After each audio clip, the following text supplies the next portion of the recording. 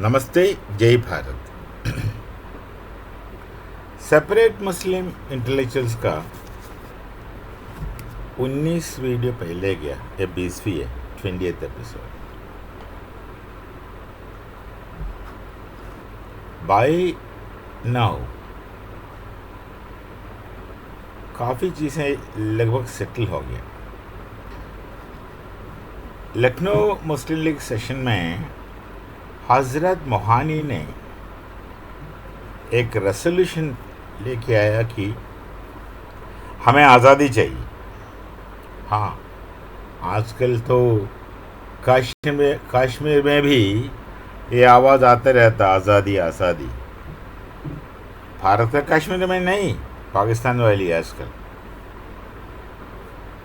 वो भी आज़ादी का मांग है। तो हज़रत मोहानी ने जो लखनऊ मुस्लिम लीग सेशन में आज़ादी मांगा, मतलब फुल फ्रीडम। एक ख्वाजा हसन निज़ामी जिन्ना को चिट्ठी लिखा, वो कह रहे थे, भाई जिन्ना साहब, ये ख्वाजा हसन निज़ामी एक स्पिरिचुअल लीडर था, इस्लाम का कुछ किस्म का स्पिरिचुअल लीडर था। उन्होंने जिन्ना के सामने ये प्रस्ताव रखा चिट्ठी द्वारा कि हमें भारत में सारी भाषाओं में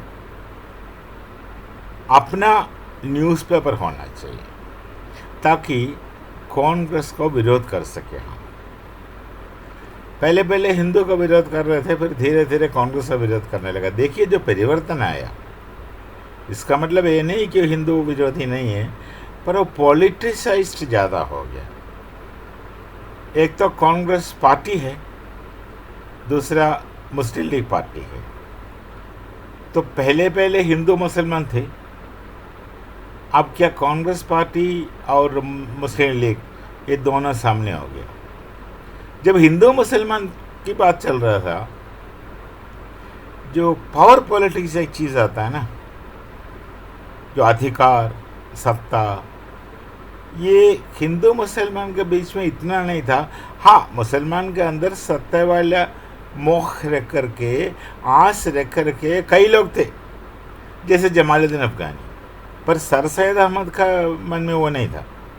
कई लोग थे जो एक इस्लामिक ब्लॉक बना के उसका बादशाह बनने का सपना देखने वाले कई थे, पर हिंदुओं के बीच में ऐसा नहीं था कि मुझे राजा बनना है, ऐसा कोई नहीं था।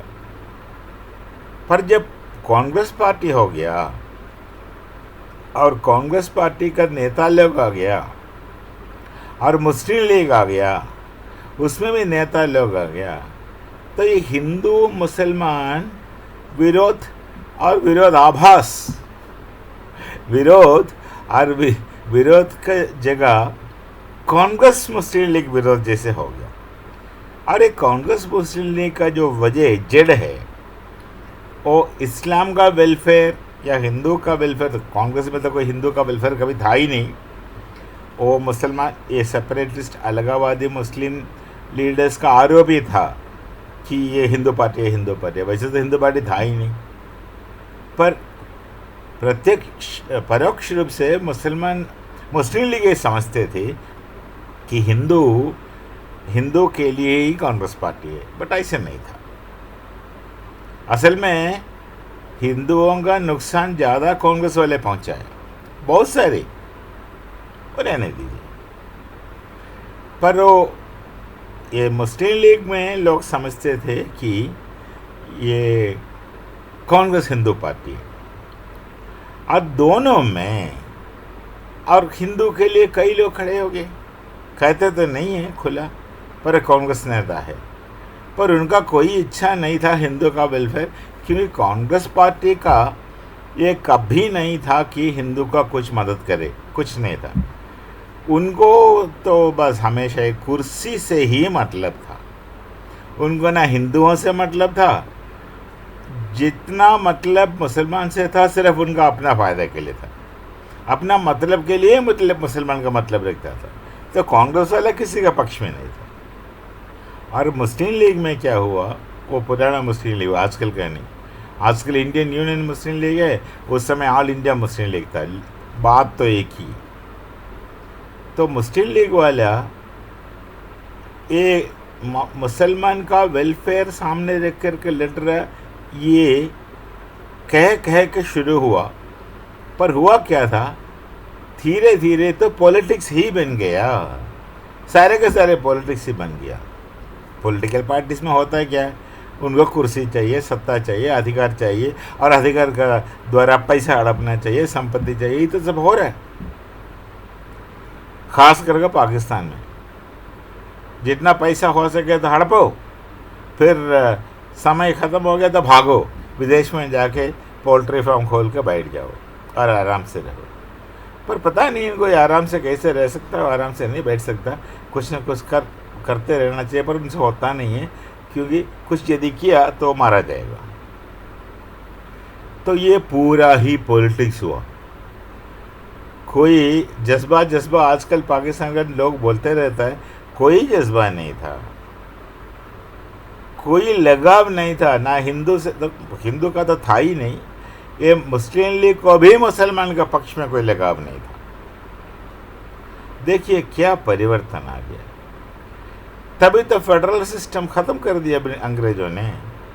अरे बहुत ही काम किया एक फेडरल सिस्टम बनाने के लिए भारत में। वो सामने यही उद्देश्य रखा कि भाई यदि कुछ फेडरल सिस्टम बना तो हिंदू मुसलमान तो बिना झगड़े साथ रहेंगे, ऐसे इंप्रेशन किसी ने दिया था। और इसको लेकर काफ़ी काम हुआ, काफ़ी बात हुआ, और ये सब होने वाला ही था। पर नहीं हो सकता भी था, क्योंकि शुरू से ही कांग्रेस उसका विरोध किया। कांग्रेस का विरोध छोड़िए, वो पॉलिटिकल पार्टी है, वो भी अंग्रेज का ऑक्टेवियन ह्यूम का, एलन ऑक्टेवियन ह्यूम का बनाया हुआ पार्टी है। कठपुतली थे अंग्रेज का कठपुतली जैसे नाचने के लिए उन्होंने अपना ही एक बंधु से खे करके कांग्रेस पार्टी बनाया। बाकी सब तो नाच रहे थे उनका इशारे पर, तो छोड़िए। तो पॉलिटिक्स चल रहा था। तो कांग्रेस तो कभी भी किसी के पक्ष में नहीं था। और जो नेता ने गया कांग्रेस में, उन्हें क्या चाहिए था, उन्हें तो अधिकार चाहिए, सत्ता चाहिए, पावर चाहिए, और पावर के द्वारा हर चीज़ चाहिए। ठीक ऐसे स्थिति हुआ मुस्लिम लीग में, वहाँ भी नेता लोग आए, और फिर बाद में नेता लोगों का आपस के ईगो वाला क्लैश वो भी खूब चला। तभी जाकर देखा मोहम्मद इकबाल का तमस्करण हुआ। बाद में मोहम्मद इकबाल का बहुत वाह हुआ, वो तो बात अलग है, पर उस समय उनका तमस्करण हुआ, उनका बात कोई नहीं मान रहे थे। और रहमत अली, जिनका संपूर्ण तमस्करण हुआ। तो रहमत अली एक इंसान था जो पाकिस्तान के बारे में सोचे, लिखे, बहुत काम किया है। एक झंडा भी बनाया है पाकिस्तान का, नक्शा भी बनाया, सब कुछ किया, बट रहमत अली का बात ही नहीं कर रहा आजकल क्या, कभी नहीं बात किया उनका कभी एक्नॉलेजमेंट नहीं दिया। और जब पाकिस्तान भारत से अलग हुआ और एक मुसलमान देश बनाया पाकिस्तान बोल करके, और नाम भी रहमत अली का दिमाग से उतरा, तब रहमत अली पाकिस्तान में रहने आया, पर रह नहीं सका, उन्हें वहाँ से भगाया गया, डिपोर्ट किया, भगाया। जो यूरोप में जो रहता है लोग रेफ्यूजी, उनका हाल जो होने वाला है अगला 10 साल के अंदर, या तो सब वहाँ का होना चाहिए, ना तो वहाँ से डिपोर्ट किया जाएगा। 10 साल के अंदर हो जाएगा, यकीन है मुझे। तो देखिए, तो हिंदू भावना प्रतिक्रिया थी। हिंदू भावना ऐसे होते नहीं है, क्योंकि उन हिंदू का संस्कार और दर्शन वो तो सबको अपनाने वाला है। पर जब कट्टरपंथी सामने आएगा, वो सिर्फ मुसलमान के लिए क्यों, जो हिंदू का ऊपर आक्रमण करता है वही मुसलमान के ऊपर ही तो हिंदू का विरोध आता है, प्रतिक्रिया आता है। बाकी लोगों का पास नहीं आया। ईसाई के विरोध में क्यों नहीं कहते हिंदू, और यहूदी का विरोध में क्यों नहीं कहता, वो तो और ये जो ईरान से आया पारसी, उनका हिंदू से कभी कुछ गड़बड़ हुआ? पारसी तो अल्पसंख्यक है, बहुत ही कम लोग हैं। वो दबा वो दब के ना रहते पारसी, वो सीना तान कर रहता है। पूरा बिजनेस इंडस्ट्री सब उनका है, पैसा बहुत है उनके पास। क्या कोई हिंदू जलता है पारसी से? अरे उल्टा इज्जत देता है उनको। भाई टाटा का प्रति कुछ सोचता है कि वो पैसा कमाता है? ना, टाटा जितना पैसा कमाता है वो पूरा भारत का कमाई है। ये कुछ चीज़ें हैं जो आपका समझ के बाहर है, छोड़िए। पता नहीं कितना जन्म लेने से भी सुधर जाएगा। तो एक ख्वाजा हसन निसामी ने चिट्ठी लिखा मोहम्मद अली जिन्ना को। वो चिट्ठी में ये रिक्वेस्ट था कि हमें मैक्सिमम न्यूज़पेपर बनाना, भारत में मुसलमान का आवाज़ रखने के लिए। अच्छा, इस समय क्या था, ये जो अपना जिन्ना धीरे धीरे लीडर इमर्ज कर रहा था, धीरे धीरे धीरे। जब जिन्ना विलायत से, इंग्लैंड से अपना बैरिस्टरी सब कुछ बंद करके वापस भारत आया, उनका कोई इतना सपोर्ट नहीं था, लोग उनको इतने जानते भी नहीं थे। पर धीरे धीरे आगे बढ़ते बढ़ते बढ़ते ये नेहरू जितना जितना जितना ये अपना कांग्रेस में अधिकार जमाते गया, उसका बदल शक्ति जैसे मोहम्मद अली जिन्ना भी उसका प्रभाव होते गया। नहीं, मोहम्मद अली जिन्ना इतना कांग्रेस मुस्लिम लीग में अपना क्या बोलता अधिकार करने के लिए इतना प्रयत्न नहीं किया जितना जवाहरलाल नेहरू ने किया। नेहरू को तो चाहिए ही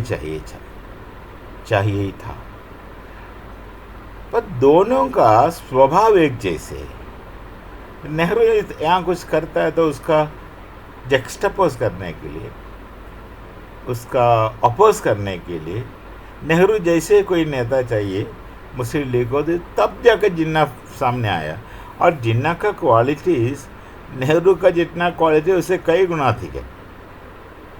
एक तो जिन्ना का एक रूट है, वो किस जगह से आया, उसका ख़ानदान, ये सब स्पष्ट है। नेहरू का तो पूरा कन्फ्यूजन है, ना बोलेगा तो सही रहेगा। तो ये जो मुस्लिम लीग का नेता इकबाल समेत, इकबाल तो काफ़ी प्रभावशाली थे, पर जब तक ये जो समय आया तो इकबाल का प्रभाव कम होने लगा। उनका उम्र की वजह से वो अस्वस्थ थे, बीमार पड़े थे, और 1938 में उनका अंत भी हुआ, देहांत भी हुआ। तो टुवर्ड्स द लास्ट में वो लिख भी नहीं सकते थे, पढ़ भी नहीं सकते थे। कुछ लिखवाने के लिए स्क्राइब रखते थे, लिखने वाला। तो और उनका बेटा जो था काफ़ी यंग था, कुछ काफ़ी उम्र में कम था। तो मोहम्मद इकबाल का लास्ट स्टेज में आप देखिए, वो हर चीज़ के लिए जिन्ना को चिट्ठी लिखता था। वो ज़माने में टेलीफोन वगैरह नहीं है, चिट्ठी लिखता था, और जिन्ना जवाब भी लिखता था शुरू में। पर देखिए, जितना भी चिट्ठी मोहम्मद इकबाल लिखा, इकबाल तो मुसलमान का पक्ष में ही हर चीज़ करना चाहता था। तभी तो जो ब्रिटिश का फेडरल सिस्टम सामने रखा, तो कांग्रेस को उसके अपोज किया ही, क्योंकि अधिकार, पावर ज़्यादा बांटना नहीं चाहते थे दूसरों के साथ। और हर हिंदू संगठन फेडरल सिस्टम का विरोध में थे। पहले मुस्लिम लीडरशिप फेडरल सिस्टम का पक्ष में थे, पर आगे जाते धीरे धीरे मुस्लिम लीडरशिप भी फेडरल सिस्टम का विरोध करने लगा। असल में फेडरल सिस्टम मुसलमान का फ़ायदे के लिए किया, वो सोच विचार उनका फ़ायदे के लिए अंग्रेज़ों ने इनिशिएटिव लिया, तब मुसलमान उनके साथ थे। पर धीरे धीरे जो पाकिस्तान आइडिया है, वो अंदर थे, जो अलगावादी मुस्लिम इंटेलेक्चुअल्स का मन के अंदर तो थे पाकिस्तान वाली आइडिया, वो पूरा बोरो किया का रहमत अली से। पर रहमत अली का सोच विचार है, ओरिजिनल रहमत अली ने ये सब कुछ सोचा, ये एक्नॉलेज करना कोई नहीं चाहते थे, कोई नहीं चाहा।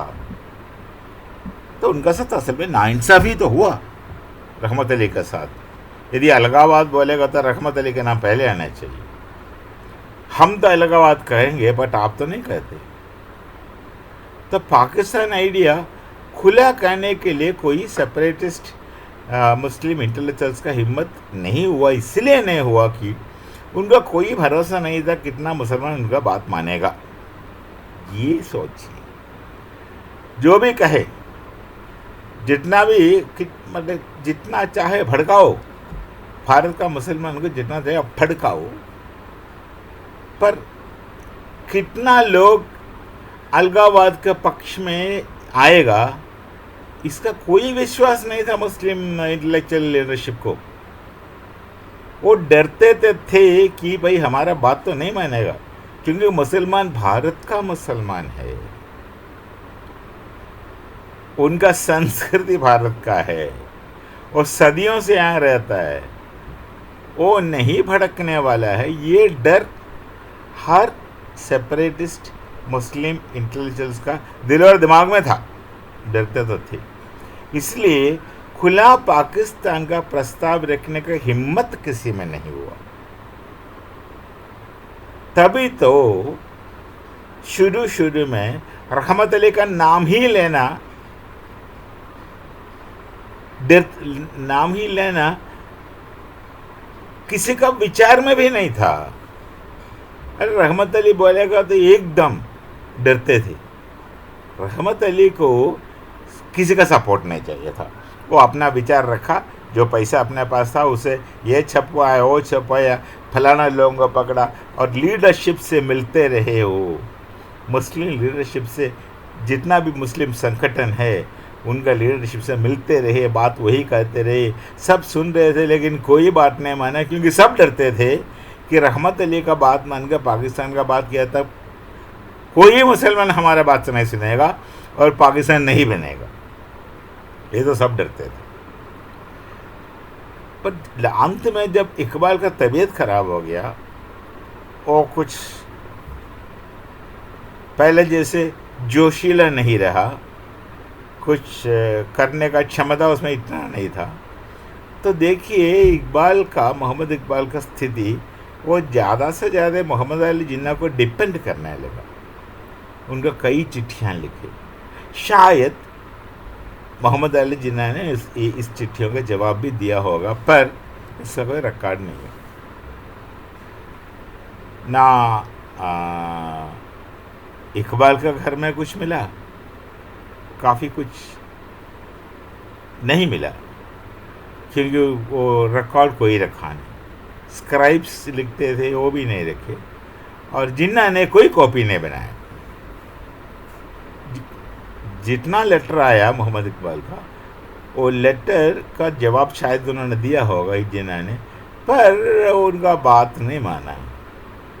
जो मोहम्मद अली जिन्ना को सही लगा उसी दिशा में हो गए, उसी डायरेक्शन में हो गए। और उस समय क्या था, ना सिर्फ मोहम्मद अली इकबाल चिट्ठी लिखते थे जिन्ना को, हर कोई लिखते थे। जो थोड़ा इम्पोर्टेंट पर्सनालिटी होता है ना, हर कोई जिन्ना को ही चिट्ठी लिखता था, क्योंकि नेहरू का जक्सटापोज करने वाला जिन्ना ही था। नेहरू जैसे ही रॉयल, रिच, अंग्रेजी बोलने वाला, सूट वूट पहनने वाला, मतलब एक प्रकार का स्वभाव है। हाँ, नेहरू में सेल्फिशनेस ज़्यादा था, जिन्ना में इतना नहीं था। तो एज ए पर्सन बेहतर व्यक्ति तो जिन्ना ही थे। ये दोनों में तुलना करेगा तो नेहरू को तो सत्ता चाहिए था, जिन्ना को इतना नहीं। जिन्ना का आने, वो तो मुस्लिम लीग में आके ज्वाइन करने के लिए भी कई कहानी पीछे, उसका वजह भी नेहरू है। अजीत कुमार के एक किताब है, उसमें सारी चीज़ लिखा है, बड़ी इंटरेस्टिंग बात है, छोड़िए अभी। तो इस समय में भी वो पाकिस्तान आइडिया छिप कर ही रहा, कोई नहीं बताते पाकिस्तान आइडिया। रहमत अली बेचारे का नाम ही कोई ले नहीं रहे थे, क्योंकि वो पाकिस्तान आइडिया खुला बताया, वो कहने का हिम्मत किसी में नहीं था, वो हिडन ही रहा। और कोई मुस्लिम लीग जो जेन्युइन मुसलमान का पक्ष में सोचने वाला कई नेता, मुस्लिम सेपरेटिस्ट नेता, पाकिस्तान आइडिया की एक बोगी बनाने के लिए सोच रहा था। हम पाकिस्तान बनाएंगे, हम चले जाएंगे, हम अलग हो जाएंगे, हमें फलाना फलाना चीज़ चाहिए, ऐसे कहने के लिए बोगी का था अंग्रेजी में निमित्त। एक निमित्त रख करके, एक नाम रख करके, पाकिस्तान का नाम रख करके, डरा करके मैक्सिमम लेने के लिए सोच रहा था। उनका पक्ष में वो नेक विचार है, मुसलमान का दृष्टि देखेगा तो वो उनके लिए सबसे हर चीज़ लेने के लिए प्रयत्न कर रहा था, तो मुसलमान का दृष्टि में वो सही कर रहा था उनका। फिर भी हाँ, फिर धीरे धीरे इकबाल का कंसर्न काफ़ी नैरो डाउन हो गया। फिर टुवर्ड्स एंड जो इकबाल जो भी कहते थे वो पंजाबी मुसलमान का पक्ष में ज़्यादा और बाकी मुसलमान का पक्ष में कम, फिर बिल्कुल ही कुछ नहीं कहते थे।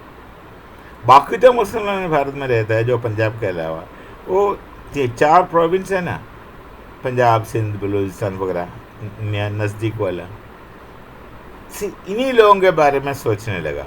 बाकी बंगालन है, बाकी कहीं है, दक्षिण में है, हैदराबाद में है, उन्हें बस leave them to their fate, उन्हें छोड़ दो।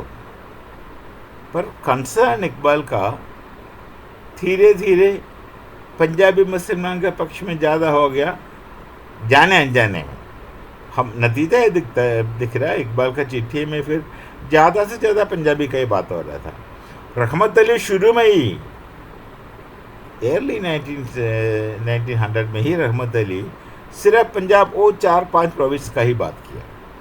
नॉर्थ वेस्टर्न फ्रंटियर प्रोविंस हुआ, बलूचिस्तान हुआ, सिंध हुआ, मुल्तान हुआ, पंजाब वगैरह इस एरिया का रखा। तो रहमत अली का पाकिस्तान में बस यही थे, बाकी कोई नहीं था।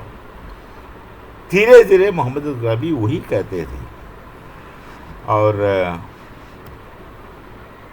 ये बात क्या है, एक बात क्या है बताओ, ये सेपरेटिस्ट मुस्लिम इंटेलेक्चुअल्स पाकिस्तान आइडिया ठीक सामने रखने के लिए इतना डरते क्यों थे पता है? भारत का मुसलमान किसी का दबाव में नहीं था। कोई भी इस्लामिक संगठन और कोई भी मुसलमान संगठन का कोई अधिकार भारत का मुसलमान को पतना नहीं चला। वो भारत का मुसलमान है, वो भारत का मुसलमान स्वतंत्र थे, किसी का अधिकार नहीं चलते थे, उनका बस में नहीं है। जो सेपरेटिस्ट लोगों का बस में नहीं है भारत का मुसलमान। पूरा दुनिया में स्वतंत्र विचार का मुसलमान सिर्फ भारत में ही थे और सिर्फ भारत में है। पहले थे, आज है, शायद ऐसे रहेगा कल भी। तो ये लोग सोचने वाला मुसलमान है, कुछ कहे तो आंखें बंद करके थोड़ी मानेगा। तो जो जितना भी नेता भारत में थे अलग अलग मुस्लिम संगठन का, उनका कोई इतना विश्वास नहीं था कि भारत का मुसलमान उनका बात मानेगा, भले जो भी हो बात वो अपना से सोचेंगे। तो ये भारत का मुसलमान का स्वतंत्र चिंता, फ्री थॉट्स, उसे सब डरते थे। तो इसीलिए वो पाकिस्तान आइडिया दिल के अंदर यदि होते हुए भी वो कहने का हिम्मत नहीं था किसी में। और एक रहमत अली था जो कहते थे, कह भी दिया था। बाकी में इतना हिम्मत नहीं है। सब तो वो कहते ना मीठी छुरी, सब तो थोड़ा मीठा मीठा मीठा बोल के अपना काम निकालना चाहता था। अरे धीरे धीरे धीरे क्या हुआ, 1938 में इकबाल का देहांत हो गया अनफॉर्चुनेटली। और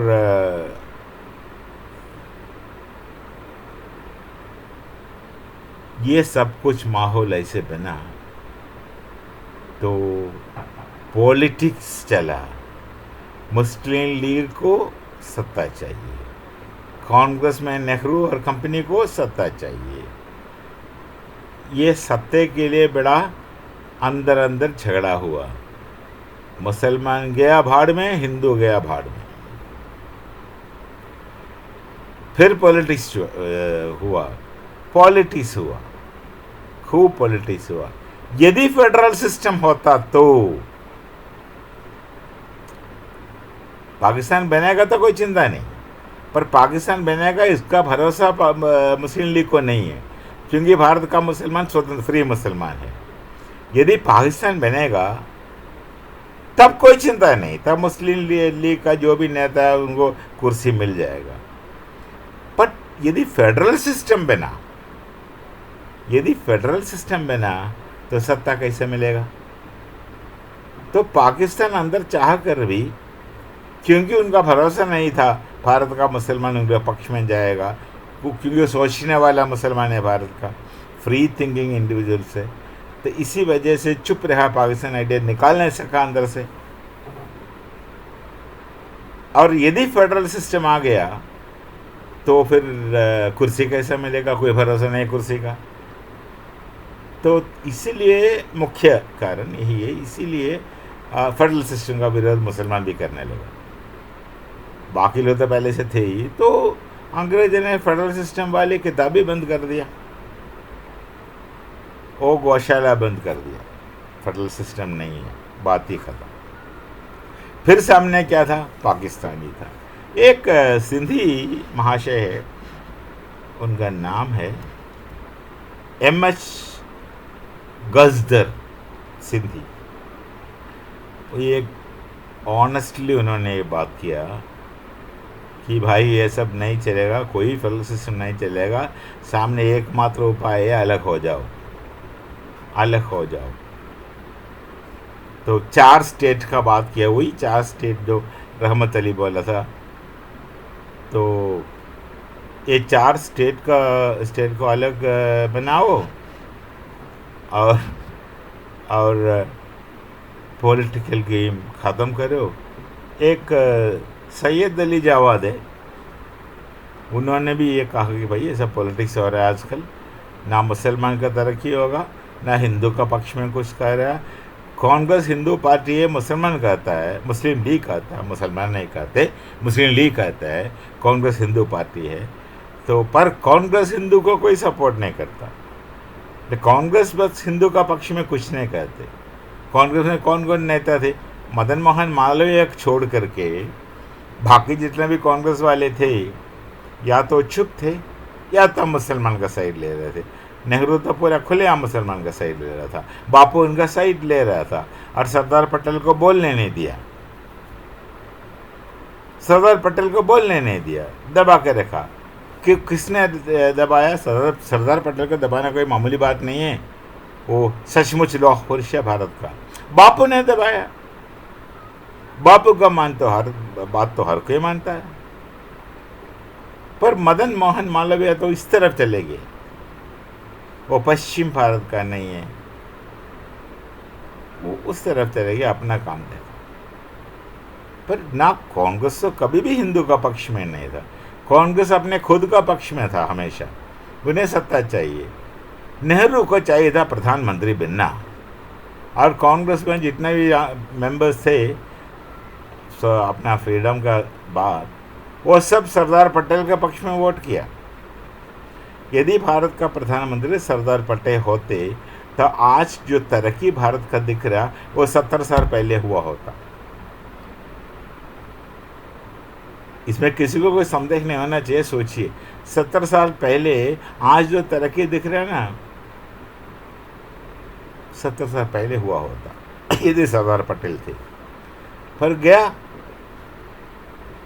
नेहरू का पक्ष में, बापू बोला ना ना ना ना जवाहर को बना दे प्रधानमंत्री, और लोग चुप बैठे, और सरदार पटेल भी चुप बैठा, कुछ नहीं बोला। वो तो अपने अंदर का पॉलिटिक्स।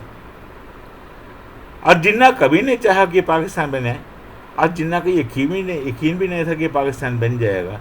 जिन्ना भी पाकिस्तान का बोगी बोगी दिखा करके मैक्सिमम मुसलमान का पक्ष में लेना चाहिए था, पर जिन्ना का इतना शायद अधिकार का पक्ष में वो नहीं था। मुझे कुछ कायदा आज़म बनना उनका कुछ दिल में शायद नहीं थे, जहाँ तक उनका स्वभाव दिखता है वो नेहरू जैसे नहीं थे। ये जावेद साहब ने, अली जावेद, सैयद अली जावेद लास्ट में बोला भाई ये सब खाली पॉलिटिक्स ही हो रहा है, एकमात्र उपाय है, हिंदू मुसलमान अभी चाह करके भी साथ नहीं रह सकते। देखिए स्थिति ये हुआ, हिंदू मुसलमान चाह करके भी जितना भी चाहो दिल से साथ नहीं रह सकते। माहौल ऐसे बनाया इंटेलेक्चुअल्स लोगों ने, जो अलगावादी इंटेलेक्चुअल्स ने, चाहे जितना भी चाहो आप साथ नहीं रह सकेंगे। इतना खराब माहौल बनाया, इतना खराब किया, अलग होना ही है।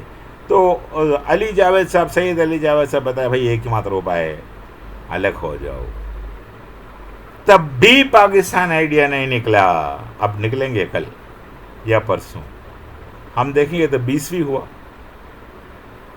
मेरा 20वीं वीडियो हुआ, 21st 23rd में देखे आता कि नहीं, पाकिस्तान आइडिया निकल के आएंगे नहीं, और जिन्ना का मुँह से बुलवाएंगे पाकिस्तान आइडिया, आएगा कि नहीं। अभी तक तो कोई कहता नहीं। जिन्ना था पाकिस्तान का नाम ही लेना अच्छा नहीं, उनको पसंद नहीं था, क्योंकि वो तो भारत में रहना चाहता था, भारत में रहकर मुसलमानों का पक्ष में मैक्सिमम फैसिलिटीज़ लेना चाहता था। वो है ना अपना ए पंजाबी नाम रख करके कोई लिखते थे, मियाँ किफ़ायत अली खान, मियाँ किफ़ायत अली खान। वो कोई सरकारी नौकरी में था, इसलिए जो पब्लिश करना सरकार कानून का विरोध में था तब भी अब भी। तो उन्होंने एक किताब लिखा पाकिस्तान, और पब्लिश छपने के लिए अपना गुजरात का नवाब ऑफ मंदोत पब्लिश करना चाहा, पैसे देना चाहा, और नवाब ऑफ मंदोत उनका जो मैन्युस्क्रिप्ट वगैरह सब जिन्ना को भेजा, और जिन्ना नवाब ऑफ मंदोत को टेलीग्राम भेजा, किताब छपो, पब्लिश करो, कुछ भी करो, पर वो नाम नहीं होना चाहिए पाकिस्तान। दूसरा कुछ भी नाम लिखो, पाकिस्तान नाम मत रखो, क्योंकि डरते थे। अलग हुआ, भारत से अलग हुआ, मुसलमान का सपोर्ट नहीं मिलेगा, लगभग ए सेपरेटिस्ट इंटेलेक्चुअल का पूरा निश्चय था, विश्वास था, कोई अपना साथ नहीं देंगे। तब जाकर रहमत अली से मिलना भी कोई नहीं चाहा। रहमत अली भाई फटक फटक करके हर कोई मुस्लिम लीडर के पास जाते थे, पाकिस्तान का थाली लेकर, भाई पाकिस्तान बनाना है, ये कर लो कर लो, सब कानों से सुनेगा। जब रहमत अली जाएगा भाई बच गया, चले गया, खतरा चले गया। ये था। अब सब हीरो बन रहे, हमने पाकिस्तान बनाया, हमने पाकिस्तान बनाया। किसी का हिम्मत नहीं था कहने के लिए, जिन्ना समेत। ओ मियाँ किफ़ायत अली ये पंजाबी नाम लेकर के किताब लिखते थे, और जब पाकिस्तान वाला किताब छपने लगा, जिन्होंने टेलीग्राम भेजा, नवाब ऑफ मंदोत नवाब को टेलीग्राम भेजा, भाई किताब छपो, लेकिन वो नाम नहीं चाहिए पाकिस्तान, कोई put any other name other than Pakistan, वही था लगा। क्योंकि भारत का मुसलमान इतना खुला विचार का था उस समय, इंटेलेक्चुअल्स था। अब जो पाकिस्तान में मुसलमान रहता है, खुद सोचिए उनमें और भारत का मुसलमान में क्या फासला हो गया, क्या अंतर आ गया, क्या फ़र्क है आपका सोच, पाकिस्तान का मुसलमान का सोच में और भारत का मुसलमान के सोच पे। आप हमें हमारा मुसलमान को काफिर कहेंगे, हमें कोई फ़र्क नहीं पड़ता, हम सामने से आपको काफिर नहीं कहेंगे कि इतना संस्कृति हम में है, नहीं कहेंगे। ये है भारत और पाकिस्तान का स्थिति। आप भले कुछ भी कहे, इतना माहौल ख़राब करने के बाद आज ट्रेडिंग चाहिए तो बहुत सहा आप लोगों को, मीठे मीठे बात करेंगे, वहाँ जाकर के पीछे से मीठी छुरी, और मीठे मीठे बात करेंगे, वहाँ जाकर के आतंकवादी भेजेंगे, हमला करेंगे अपना कश्मीर में, क्रॉस बॉर्डर टेररिज्म करेंगे, दुनिया भर का जगह भारत का विरोध में बात करेंगे, कोई विश्वास नहीं करता, कोई आपका बात नहीं मानेगा, फिर भी कहते रहेंगे। क्या आपके साथ क्या रिश्ता रखूं? दोस्ती का? कैसे भरोसा करें आपको? एज ए नेशन, मैं इंडिविजुअल मुसलमान का बात नहीं कर रहा हूँ, पाकिस्तान का। इंडिविजुअल मुसलमानों को आपका माहौल ने ख़राब करके रखा है। आप यदि कुछ तुलना करना चाहते हो तो भारत का मुसलमान के साथ करें, कुछ हमारा मुसलमान सीखे, सुधरने में तेजी आ जाएगा, जल्दी सुधर जाएगी। तो चलिए फिर कल मिलते हैं, एक अलगावाद का अगला चरण। और अभी तक पाकिस्तान खुला विस्तार रूप से पाकिस्तान का चर्चा नहीं हुआ, धीरे धीरे धीरे आ जाएंगे, कुछ वक्त लगेगा। इतिहास है, कहानी आपका है, मिलते रहेंगे, फिर लेके आएंगे। अभी 20th वीडियो हुआ, कल 21st वाले आ जाएंगे, तब तक मिलते रहिएगा। नमस्ते, जय भारत, जय श्री राम।